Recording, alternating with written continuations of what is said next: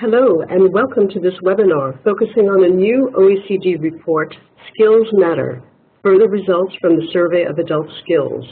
Andreas Schleicher, Director of the OECD Directorate for Education and Skills, will present the findings of the report and then answer your questions. Please feel free to send your questions to Eric Magnuson using the chat function at any time during the presentation. Andreas? Thank you, Marilyn. And you might all be asking yourself why we are launching this survey report from Singapore, where I am today, which for once doesn't come out on top of an OECD survey. But the answer, if you look at 55 to 65-year-olds, sort of people leaving the labor force, only about 3% of Singaporeans in that age group will be classified as good readers or good in numeracy by today's standards as measured by this survey. And very small fractions of older people in Singapore have sort of problems. But if you look at the young people, young Singaporeans entering the labor markets, they come out right on top of the survey. So actually these results show you the difference that public policy can make within the course of just 2 generations.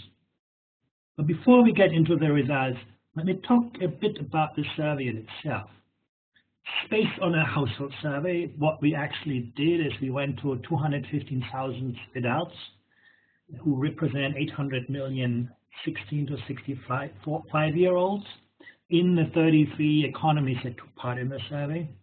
So basically these are representative samples of adults in working age, and they took an international test that was designed by countries collectively in literacy, numeracy, problem-solving skills, on a technology platform, basically transversal skills that we know are very important for today's economies.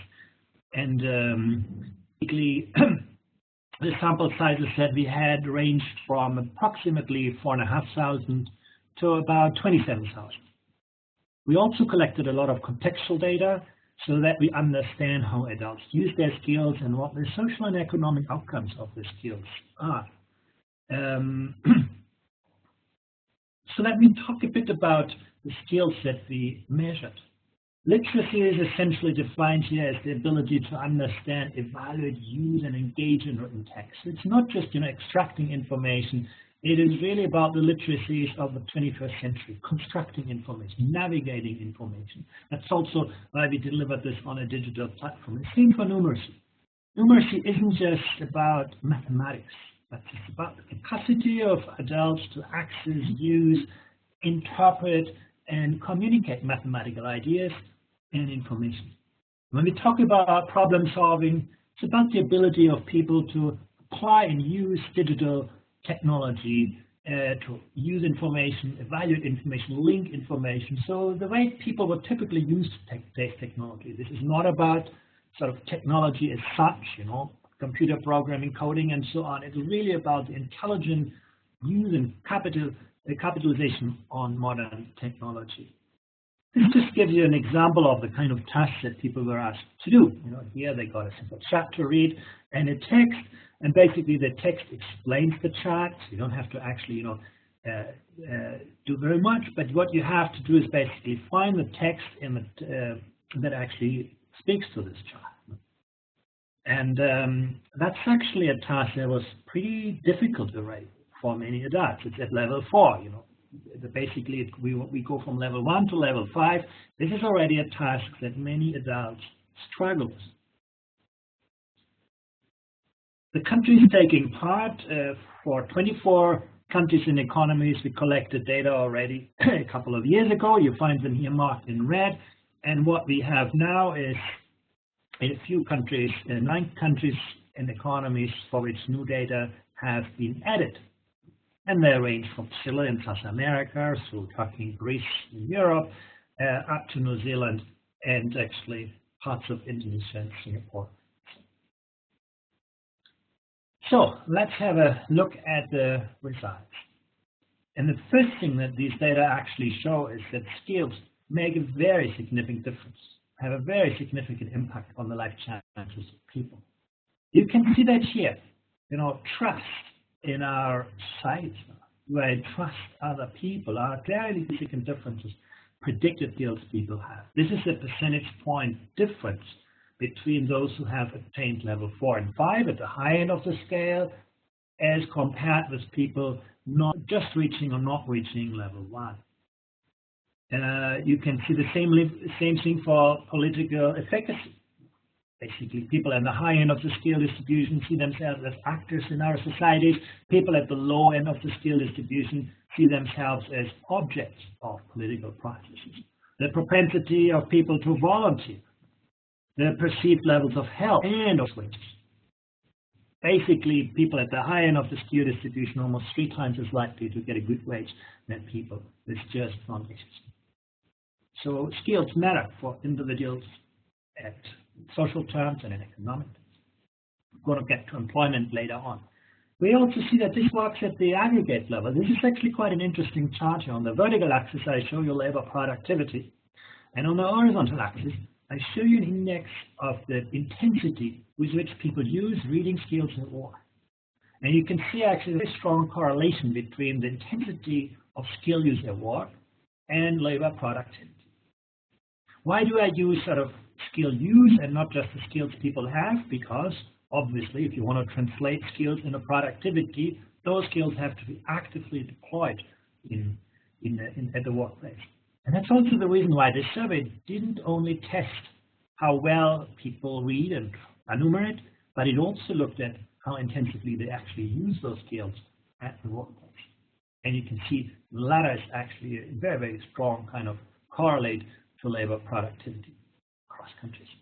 This actually shows that skills matter for individuals, but they also matter for the ways in which the benefits of economic growth are shared. So the aggregate skill distribution has also very important implications on economic and social outcomes at the aggregate level.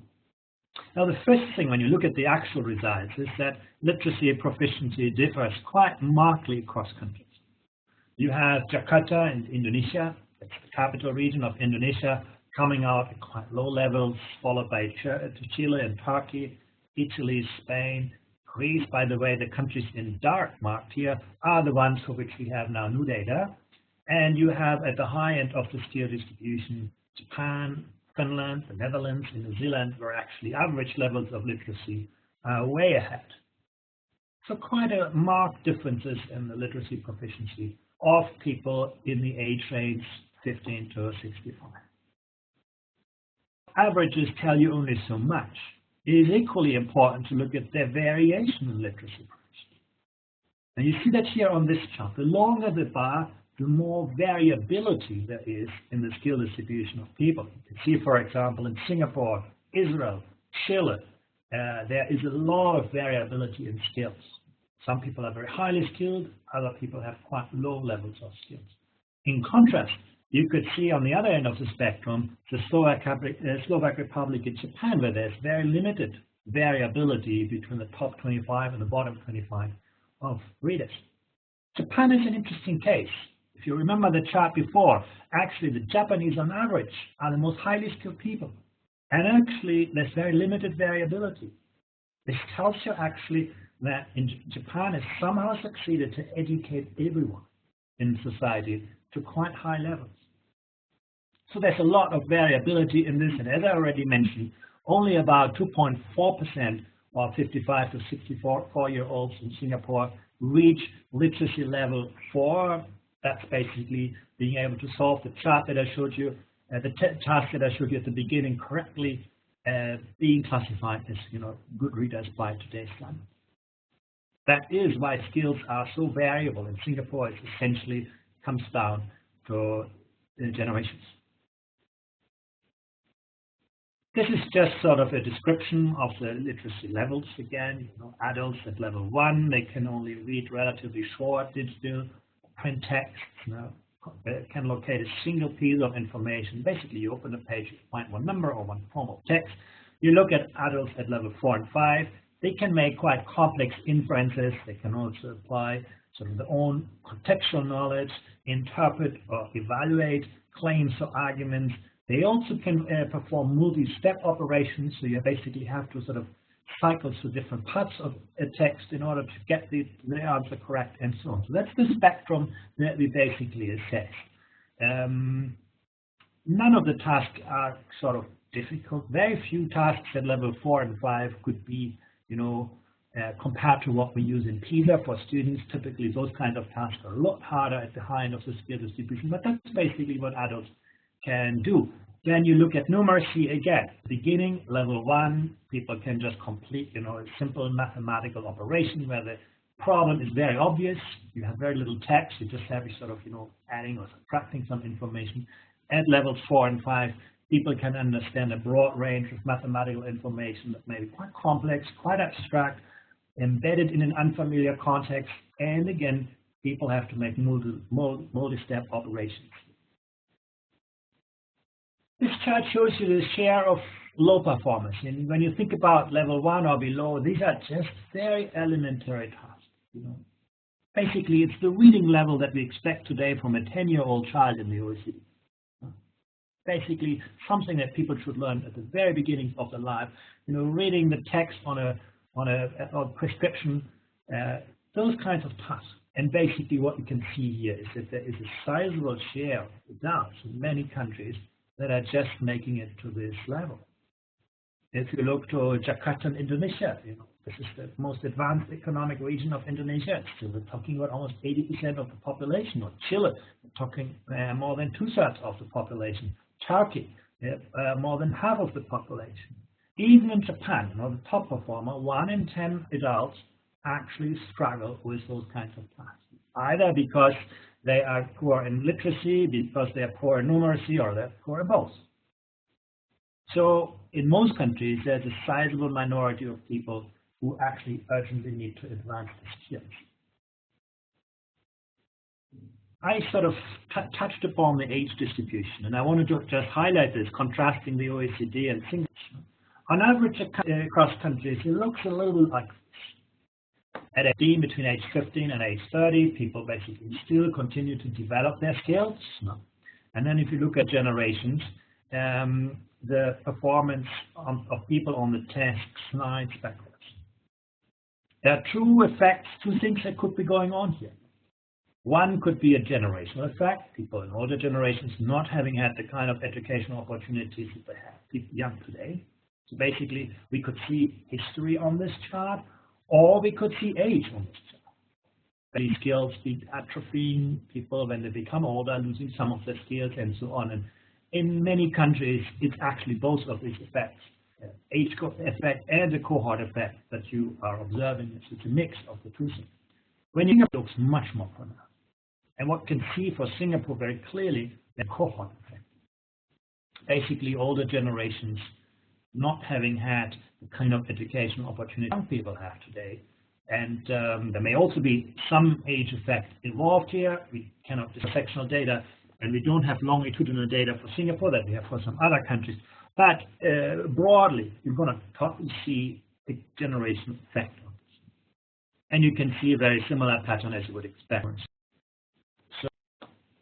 But the whole age span is important because, even if today's education in Singapore has solved, the educational issues of young people today largely, but the reality is Singapore's workforce contains a lot of people who struggle with the kind of skills they need to succeed in today's economy.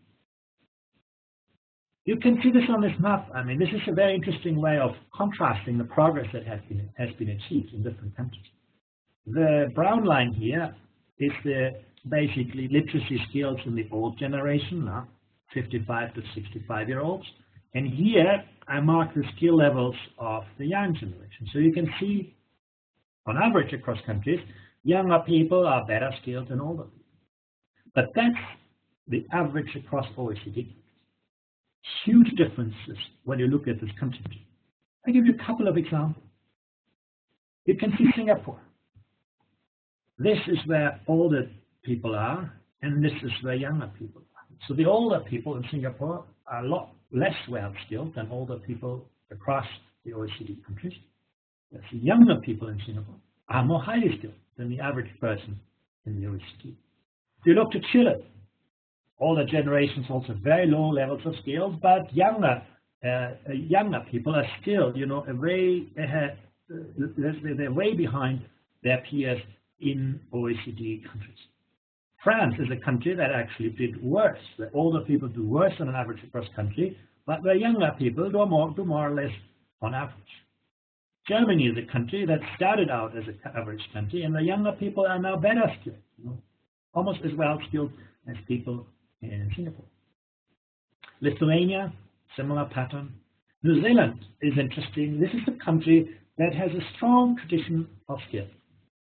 Already the old generation, you could see here basically, is very significantly better skilled than on across country, and the younger are a little bit better. So you can see actually there's been very little change across generations. New Zealand is a country that has a strong tradition in education and the skill supply of its adults. The United States is a more troubling country. Look at the older generation in the United States. They were a lot better skilled than their peers in other countries, but the younger people are falling behind. In fact, if you look at this in numeracy skills, the US is even worse. So this is a country where, young people moving into the labor force are not as well skilled as their peers elsewhere, whereas older people are having much higher skills than on average across countries. So if you look at the total workforce in the United States, it's actually quite highly skilled because most people are actually older. But if you look at the future of the United States, you can see very troubling signs here in the sense the skill, the talent pool of the United States is deteriorating as the young people are no longer as well skilled as their peers. And the extreme is the United Kingdom. There basically we see the same skills when it comes to literacy and numeracy among those entering the labor market as among those who are leaving for retirement.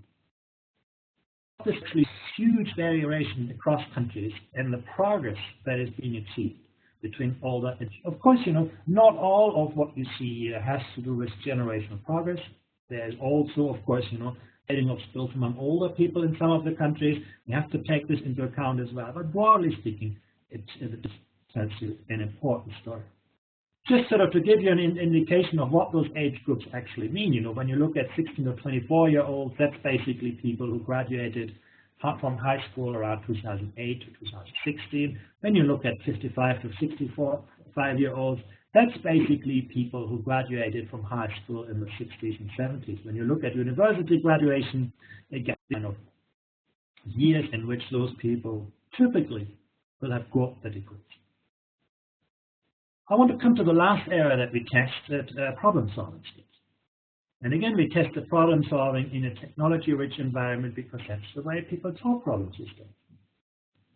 Adults, if you look at level 1, they can complete tasks in which the goal is explicitly stated to form on the internet. That is very simple, and so on. When you look at adults at level 2, they are still solving problems that have very clear and explicit criteria for success. Very small number of applications, several steps and operators. This is operating a simple spreadsheet, sending an email, and so on. When you look at level 3, these are adults who can complete tasks involving multiple applications, copying things from PowerPoint into Excel and vice versa, and so on. They can do large number of steps. They can solve problems. When something goes wrong, they can fix it, and so on. So adults at level 3 are advanced users of technology. Adults at level 2 are sort of very basic users of technology at the workplace. Level 1 is where you could basically see that's probably not sufficient in today's economy. So let's see how people perform. When you look at older generations, this is the share of people who have attained level 2, sort of foundation skills in technology. We basically talk about 1 in 10 adults in that age group. When you look at those at level 3, it adds a little bit, but basically the only countries where you can say it's 20% or more are New Zealand and the United States. These are the only countries where you can see, have at least a fifth of people with reasonable technology skills, among 55 to 64-year-olds, reasonably well prepared for today's economy. And now you may argue, well, that's a generational problem. Older people didn't have the kind of exposure to technology. You don't expect them to do so well on those skills. And that's true. Younger people do better. Now, this is the share of young people with level 2 and the share of young people with advanced skills level 3. But, you look at this overall, And you can see the average is still only around, 50%. You can basically see the average young person, the age group 16 to 24-year-olds, every second person whom you meet on the street is not prepared for the flat world in which we live. They take it for granted, that young people, they are digital natives, they have these kinds of skills. But the reality is there's actually a lot of young people struggling. You look at Singapore coming out on top of the test, always, but it's also only 65% here. Older people are struggling behind. Let me sort of highlight two countries here that are an interesting case. You take take the United States here. The number one or number two after New Zealand when you look at older generations, but it actually comes almost at the bottom in the young cohort. In contrast, Korea, you can see basically the older generation was at the bottom, but the younger generation is like in Singapore at the top. Again, this gives you a good illustration of how hugely some societies have changed and others not at all. New Zealand, strong performer in the old generations and also reasonably strong in the young generation.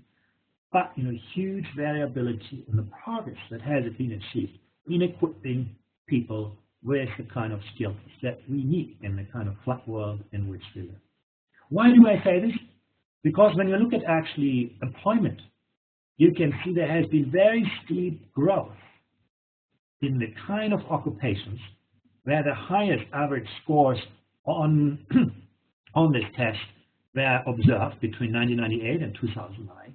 Basically, those at the high end of the skill distribution of problem solving have seen huge employment opportunities. You can see those with the next to highest average scores have more or less seen flat employment. Those with the next to lowest average scores have seen a huge decline in employment. And those with the lowest scores have again seen flat kind of outcomes. Now this chart looks puzzling. The sort of constant blue line is the most plausible one. We all know that new jobs that have been created basically all involve high level of technology skills, so you expect employment growth in this area. But what about the gray dotted line that moves downward? Actually, these are not the poorest skilled people. These are skilled people with sort of moderate problem-solving skills in a technology-rich environment. But those are the kind of jobs that are often easiest to digitize, easiest to automate, easiest to outsource. So people with sort of moderate to low skills have been seen the largest penalty in terms of employment, whereas people at the bottom end of the skill distribution have seen their jobs actually largely stabilize. There are lots of jobs in our economies that don't require high-level skills. The taxi driver, someone who brings the packages. A lot of jobs in a factory that does not involve high levels of technology skills. These jobs pay you less and less. We lose a lot in terms of earnings, but employment is quite stable. But the people who suffer most are the people with sort of just very basic technologies. This is also, when you might have seen this cover of The Economist from about 2 years ago that suggested that about half of the jobs in the US economy might be, come obsolete with today's technology. And the dilemma for educators is that the kind of things that are easiest to teach, easiest to test, are precisely the kind of things that are easiest to automate, digitize, and outsource. So the data from our skills survey are a powerful illustration of those kinds of things. And that's not just about, robots taking over whole factories. You can have a car driving through a dense city traffic for 1 million miles without an accident, with only occasional human intervention. That's the world in which we live in. Or think about augmented reality. We're able to bring in the world's most advanced knowledge in real time into anything that we do. And again, that means that the world no longer rewards us, not simply for what we know, but for what we can do, how we can use our knowledge. And that's also what the survey really focuses on. And there's a lot more to come that is going to sort of amplify these kinds of trends.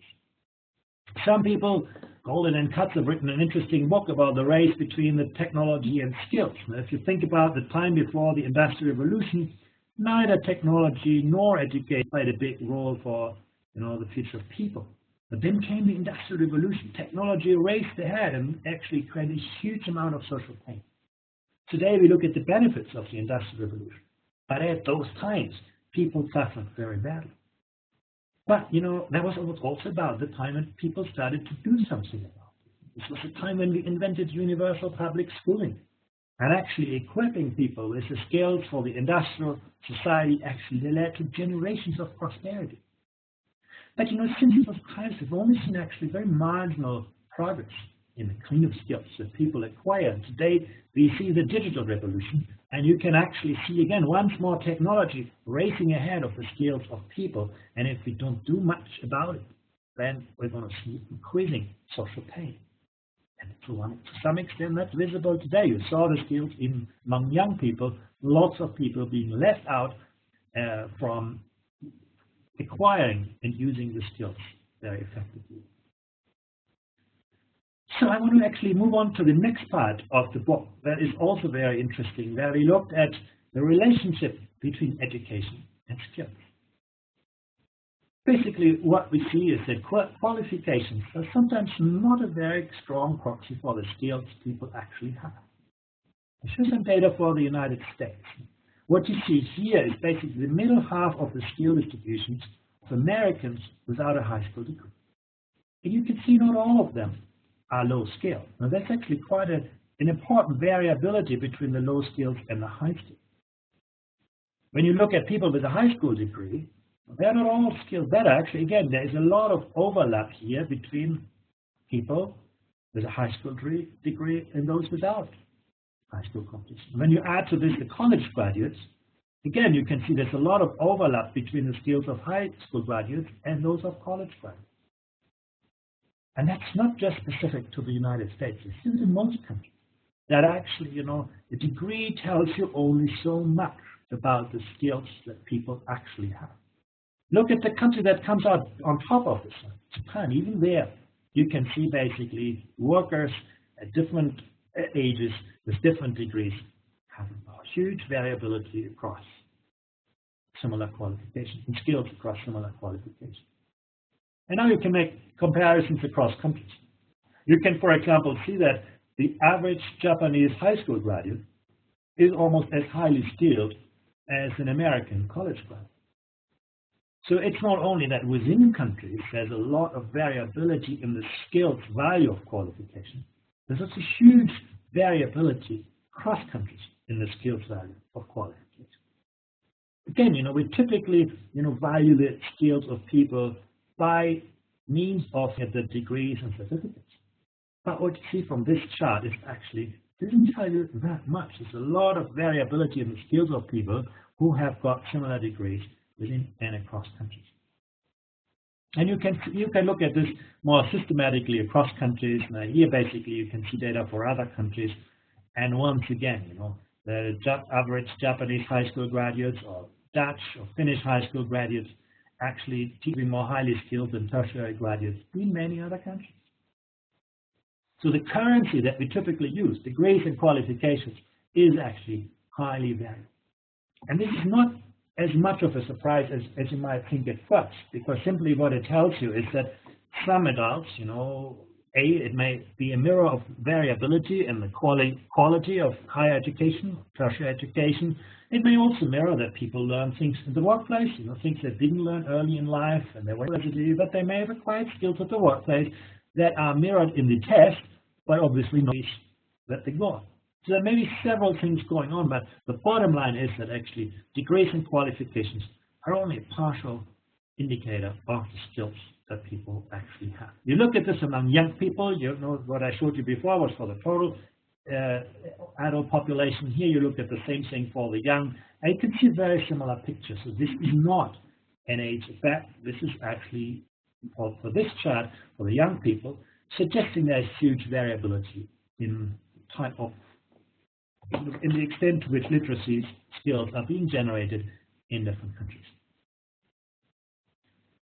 Let's look at the most highly skilled people, those who did achieve levels 4 or even level 5 on this PIAAC test. And you can see also here how this varies across qualifications, particularly among tertiary. If you are in Japan, if you're in Finland, in the Netherlands, 35% of those who visit university or other tertiary qualifications basically got to the two highest levels on the literacy test. But if you look to Italy or Lithuania, just talking about 1 in 10, or in Chile, 5 in 100. So actually, having attained a tertiary education doesn't mean that you're also doing really well on this literacy assessment. The results are quite similar for numeracy and problem solving. So you can basically talk transversal skills on this measure. How do skills vary with the social background? We've also looked at this. Basically, we looked at literacy proficiency by the level of education that the parents of the people who were surveyed had attained. And you can see when neither parent had attained at least high school, individuals were scoring much lower on the test than when at least one of the parents had attained tertiary. Again, in some countries, the gap is huge. Singapore is a good example. If your parents have not achieved high school, you're scoring quite. If at least one of your parents has attained a tertiary qualification, you're doing reasonably well. In some countries, the gap is not very large. Russia is an interesting case. Basically, socioeconomic background doesn't sort of impact very much on the skills of workers. So it varies. The degree to which literacy proficiency is affected by social background varies quite markedly across countries, as you can see from the data here. Gender differences. When you look at numeracy, you can typically see that men are more highly skilled than women. When you look at literacy, it's a bit all over the place, but also there is a slight advantage of men over women. Now, that might surprise you, because when you look, for example, of literacy skills of students in school or university qualifications, many other measures, it seems that very young people, basically literacy skills are much better among women than among men. We do not know to what extent this is a cohort effect. Basically, that picture might have been different in the past, or whether it reflects, for example, skill development or skills use in the adult workforce. Men having more exposure to jobs that actually are more conducive to skill development than women. We don't know what's going on here, but it seems that across countries, the men are still more highly skilled than women, particularly in numeracy, but to some extent also in literacy skills. We also see that the immigrant background plays out quite importantly, but in some countries more than in others. You can see that nicely on this chart. Basically, this shows you literacy proficiency by those who do not have an immigrant background. This shows you literacy proficiency by people who have been in their country of destination for 5 or fewer years. And you can see basically those who are recent immigrants in some countries do actually quite poorly. Now, Finland is an interesting case here. Basically, the more recent immigrants actually scored very low on the test. They've just come into the country, often from less developed economies, whereas the people who were born in Finland actually score at the top. In other countries, the gap is not as pronounced. New Zealand is a good example, or Lithuania, or Singapore. Again, their immigrant background doesn't play out as strongly. It varies across countries, and we do not know. To some extent, that may have to do with immigration policies of countries. Countries like New Zealand are actually letting in only highly skilled people, Singapore to some extent as well, whereas other countries are more open, except the larger share of refugees and so on. So those things might play into this result. But it's interesting when you compare this actually with immigrants who are in the host country for more than 5 years. You can see in some countries a huge difference. I showed you the example of Finland, recent immigrants doing very poorly, but if you look actually at sort of established immigrants, they are getting closer. They're actually getting pretty close to the top performers. So there is in some countries, as you stay in a country, skill levels seem to be higher. In other countries, the gap is much bigger. Again, we need to read this chart very carefully because the nature and type of immigrants that go to a country at a particular point in time changes. So all of these effects play into those results. But overall, what is interesting is that the level of immigration seems to be playing out quite different. In the Netherlands, for example, there is not much of a difference between recent and established immigrants. Very interesting, very important to see those kinds of things. Now, how do people acquire skills? The obvious example is formal education. And there is actually a strong relationship between formal education, skills of people.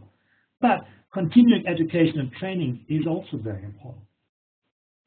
The disappointing aspect here is that actually participation in continuing education and training depends to a high degree on the level that people already attain. If you look at the people at level 4 and 5, now look at Denmark, for example, 80% of them actually go into some form of training on a regular basis. When you look at those who actually need it most, those at level 1, it's just over 30%. And this gap is visible in almost all countries. Basically, what we can see is that continuing education training seems to reinforce initial skill differences. Those who need this training most get the least of it. Those who are already better skilled actually have more and better access to continued training. And that is actually quite similar when it comes to job-related training. So what can we learn from this? High-quality initial education and training lifelong learning is very important. It's still the best predictor for your skills later on. Our training systems are not really good in compensating for skill gaps. People who didn't attain good educational outcomes initially in their lives may not like to go back to learning. School may have been a disappointing experience for them. Or employers may say, well, why should I spend my money for training on people who didn't succeed in the first attempt? So investing in high quality early learning, initial schooling, particularly for those who need it most, is important. Targeting financial support at disadvantage, creating opportunities, incentives for continued development of proficiency, and that can happen at the workplace or out of work. All these things are very important. And the Nordic countries in Europe are doing really well on that. Making learning everybody's business.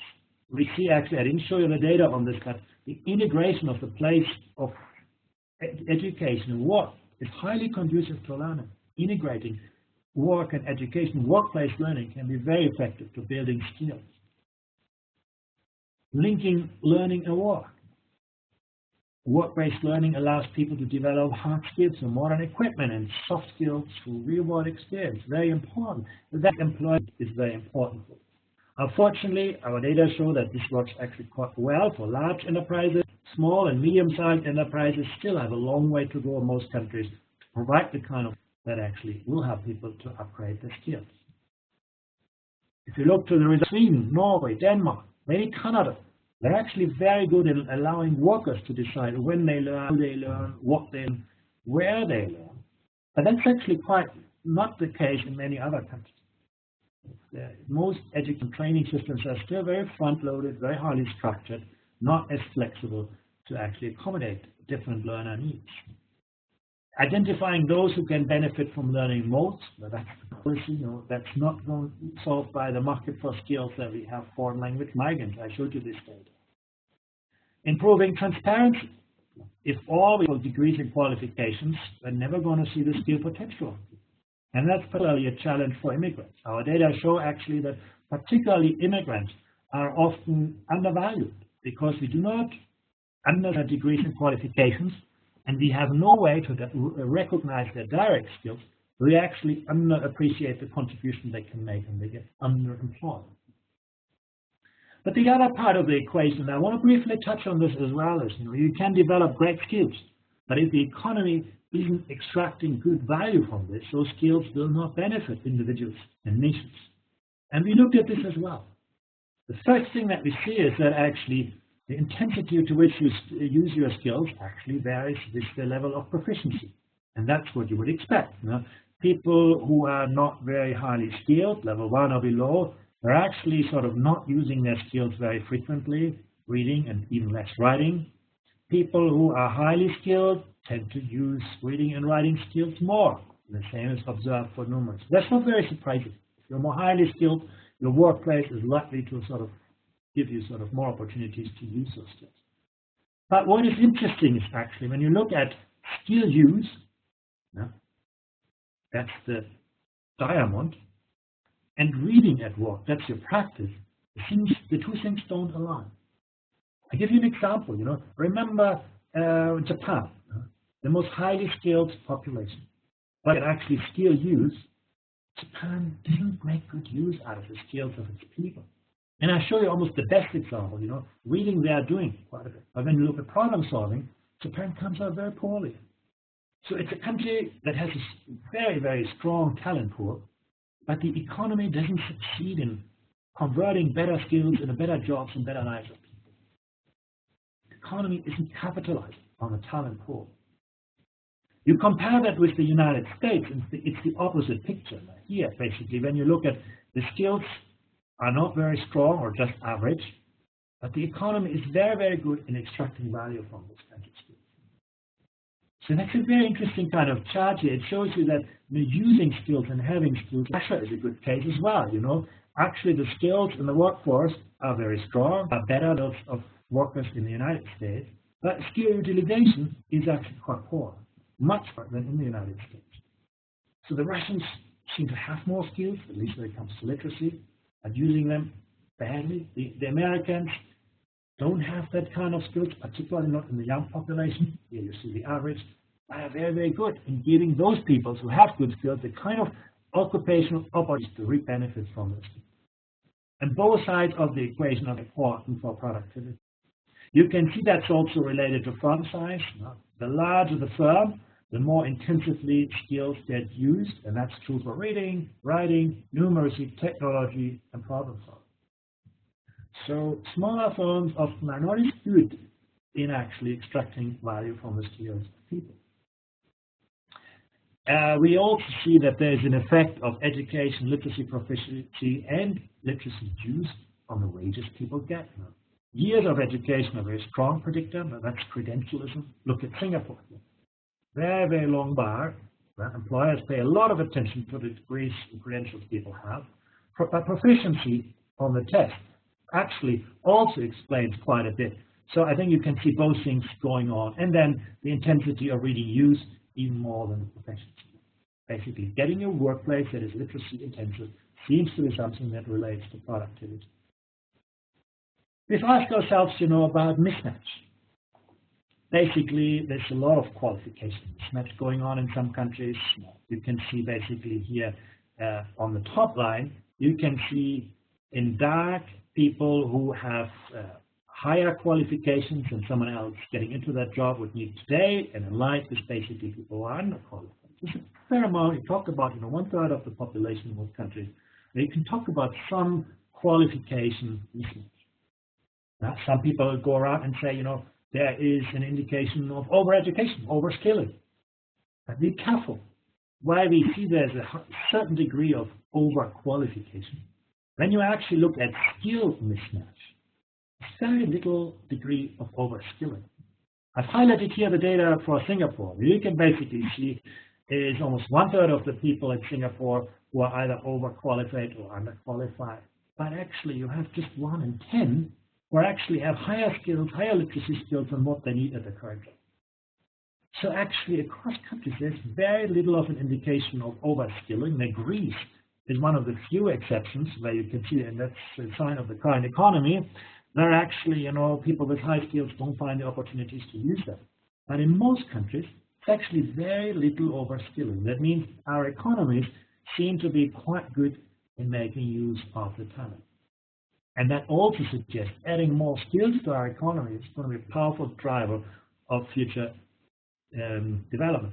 Field of study mismatch is also quite significant. People working in a different field than what they studied originally. But actually, as we can see from the next chart, qualification, literacy, and field of study mismatch have a different effect. Or being overqualified is typically a bad thing. Basically, you just get less money than someone else with a similar qualification is not overqualified. Overskilling in some countries as well. Field of study is actually not a big predictor of, there's not much of a penalty that arises from this. It's a pretty normal thing today. Our economies change, people change their jobs, so they may end up in different fields. It's more the skills and the formal qualifications thrive, the wage benefits or penalties across countries. So let me conclude this. What did we learn from this? Guidance is very important. We need to become better in telling people about the skills that are needed and telling employers about the skills that are available. We need to also have people who sort of have the latest labor market information at their fingertips to steer learners, to study the kind of things that actually minimize mismatch. Having labor markets that are flexible. You saw in the Japanese example, just investing in education and skills isn't sufficient. You also need to have the arrangements that draw value out of the talent pool of people. Helping employers make better use of workers' skills. You saw huge differences in the effectiveness through which different systems use the skills of people. And also moving economies up the value chain. You want to get into a high skill match situation where employers need great skills and the sort of talent pipeline supplies those great skills. So those are the lessons that we can learn from the survey. It's a very interesting picture that we can provide about the skills people have, about how they use the skills, and how better skills translate into better jobs and better lives. Thank you very much, and I look forward to your questions. Thank you very much, Andreas. We have one question from New Zealand, a participant from New Zealand, who's asking, do the PIAAC literacy and numeracy skill levels differ much from the previous adult literacy and life skills survey levels? Actually, the previous life skill survey was administered in paper, so that was just paper reading. But there's actually a fair number of common tasks, so we're actually able to link those skills. There's a paper based on the first set of countries, 24 countries. It doesn't include New Zealand, but for the other countries, we can actually make direct comparisons. So we can put individuals on a scale, and that allows us to see changes over cohorts.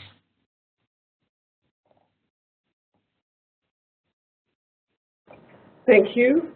Another question, which factors appear to correlate with the size of the difference in skills between young and old people in the same country? This participant was particularly struck by the enormous difference between the UK and Singapore, in that the top levels of skills in the UK has fallen far behind the top level of skills in Singapore. And one factor that is pretty obvious is the quality of education. Singapore is a good example where the quality of initial education is hugely improved over the last 2 generations. Older generations just didn't have the kind of education opportunities that younger generations have. So basically that is a large part of the explanation for the huge progress Singapore has made. You contrast this with the UK that had a traditionally strong education system but hasn't seen the level of improvement. So initial education training is clearly probably the most important driver. Continuing education is also very important. You have some countries where people may not, Norway is a good example, where people may not come out so well out of school and university, but they get many opportunities to upgrade their skills. So older generations might be moving up a bit. And to a small extent, that's also true for the UK. So the difference between older and younger generations are driven not just by what happens to young people, but also to the extent to which people continue learning throughout their lives. Considering the slide you showed us showing the fact that young people in the US and the UK particularly are kind of falling behind in skills acquisition, how would you account for that? Is it poor quality education, or are these education systems focusing on the wrong things? Actually, I mean, the most remarkable thing is to take the United States, which actually has quite good long-term trend data on the quality of its school system. And actually, those data show very little change over the last, generations in the quality of schooling. So more people got access to schooling, but the quality of schooling hasn't really changed very significantly. You contrast this with many countries in East Asia, where comparisons like PISA or other national studies show actually huge progress, not just in the quality of education, but also in the quality of skills that people do acquire. So I wouldn't go as far as saying, the quality of US education has declined. I don't think we have indications for this, but you can surely see that the quality hasn't improved, while most other countries started out from lower levels but have hugely invested in improving the quality of their education and training systems. Thank you. I have a couple of questions concerning skills and gender. The first one is, what is the relationship between the use of skills and gender? And is there any kind of wage penalization one can see in this? And also, do gender differences in the use and acquisition of skills decrease with age?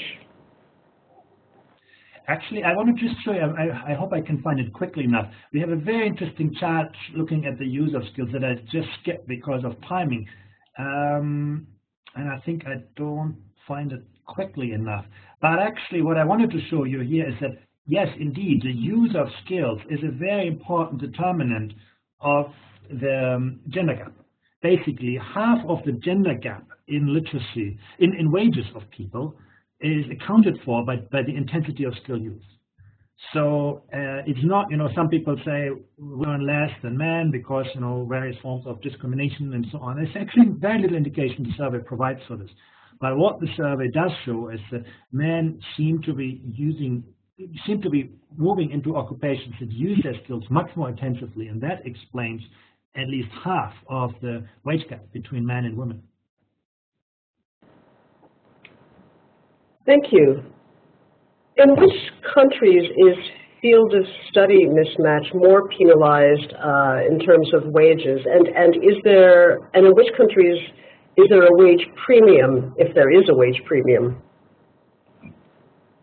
Well, field mismatch, it would be hard to explain why there should be a premium on there. If you are sort of employed in a field of study that you studied for, productivity should typically be higher. But the penalty there is quite a bit. For example, in Finland would be an example where you see virtually no penalty, or Norway.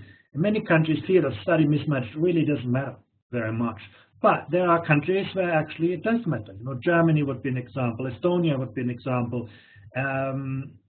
Singapore to a smaller extent. In the case of Jakarta, Indonesia. So, but I wouldn't think that field of study is an important determinant of mismatch. The most important mismatch really comes if you get a better degree than someone else and don't have better skills. Okay, thank you. A participant from Slovenia wrote to say that their own national analysis showed that often those who participated in non-work related, non-formal education score higher than those who work in work-related non-formal education. Does this signify that non-work related, non-formal education learning is important? Yeah, we see that pattern in a number of countries, but it's very hard to interpret this. One interpretation could simply be, people who go to education and training that isn't just necessary for their current job, more just, in the skills for the next job, that they are sort of genuinely interested in education. They're not just doing it to serve a specific function for the job, but they basically want to invest in their skills. And that may sort of be an indication of people who are just, highly motivated to do that. So it's necessarily a reflection on the type of training. I don't think one can say that, but it may well be that those individuals are just of a different sort. But the pattern is quite interesting. For most countries, the rewards from non-work related continuing education and training, which is also often more sustained. When you look at job-related education and training, it's often, training that you get to fill specific skill gaps. You go to a computer course or something like this, whereas non-work related continuing education training may be more closely related to generic transversal skills that are going to be of benefit over a much longer period of time. So many things could be going on to explain that pattern. Thank you. Another question. Can we say that literacy and numeracy skills levels in OECD countries have generally steadily increased in 1996 when the IAAC survey was conducted? If not, what factors have led to a backward slide in some countries or increases in other countries? Actually, when you look at it's very hard to sort of make direct comparisons because the data are not always strictly comparable because samples were changed and so on. But you see both patterns. In some countries, the skill distribution has improved in actually a few markedly. In others, we have seen some deterioration in its skill levels. So there are differences that we need to account for. And we have not yet gone into detail to study what the drivers of those improvements and deterioration could be. Again, the first thing you would turn to is, has the quality of initial education and training changed? Has the intensity and incidence of work-based learning and training changed? So those factors are the ones you would turn towards first, but there might also be compositional effect, for example, immigration, or the increased socioeconomic diversity in countries. There may be many, many factors that we need to look at to study those differences. There is a working paper available that just describes those differences without interpreting them, and we'll be happy to share that. Thank you. What proportion of the differences in skills between generations is attributed to skills obsolescence, and what is to the differences of the quality of education provided in different periods? Is it possible, in fact, to control for the skills obsolescence effect? Yeah, but skill obsolescence wouldn't be, that's why we actually focus on generic skills in the survey. We measure literacy, numeracy, technology skills, which are sort of long shelf life. We did not focus here on occupational specific skills that might become less relevant when you change your job and so on. So I'm not sure skill obsolescence is a big driver in this survey. Okay. What about reading and writing for pleasure? Do those factor in at all in this consideration of skills? Yeah, we didn't actually make that distinction here. I don't think there's any reason to assume that reading and writing for pleasure would have less of an effect on outcomes than reading and writing for work. Obviously, when you look at the economic outcomes, wages will more depend on what you do in work. But if you look at the broader social outcomes, I have no reason to believe that the use of skills outside the workplace has less beneficial effects than the use of skills in the workplace. Another participant asked, with the rise in apprenticeships and work experience and internships, would you say that more companies around the world are taking up this challenge to tackle the shortfall in skills in the younger generation? Well, employer engagement in the development of skills is a huge challenge for many countries. And we see that some countries are very, very successful in this. In Europe in particular, now you look at Germany, you look at Austria, at Denmark, Norway. These countries have a strong tradition for employer engagement, not only in providing short-term training, but also investing in the generic skills of the employees and workers. Other countries are trying to do this, but the incidence and intensity of work-based learning in many countries is still very limited. I think if we want to make lifelong learning and life-wide learning, in a sense, a reality for all, is to be a lot more to be done to get employers into the boat.